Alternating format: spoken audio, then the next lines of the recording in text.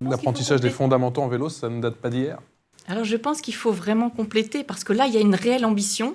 L'ambition, c'est que l'enfant se déplace en autonomie et qu'il aille au collège l'année suivante seul à vélo. Il y a une réelle ambition qui est quand même très très importante.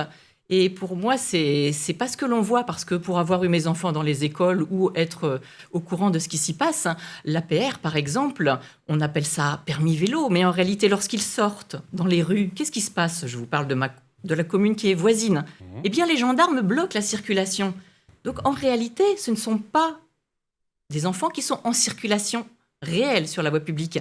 Et c'est très important. Nous, lorsque l'on fait notre sortie sur route, on prévient les polices municipales en leur disant « Surtout, ne bloquez pas la circulation, car les enfants, il ne faut pas les mettre dans du coton. Il faut qu'ils apprennent dans les situations réelles de circulation. » Donc l'ambition de ce nouveau savoir rouler à vélo, qui est dans ma commune depuis 2 ans, eh bien, c'est quand même fondamental. Il ne s'agit pas que de rester dans la cour ou d'être protégé par la gendarmerie. La réalité sur le terrain, elle est bien différente et l'ambition doit être là. Sophie Onfroy.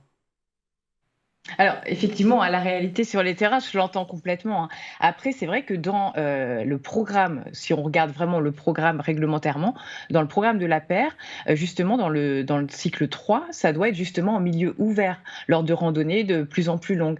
Donc après, c'est vrai que dans les écoles, effectivement, ils ont des contraintes de temps, de programme aussi. Du coup, une sortie, ça se prépare. C'est aussi plein de contraintes.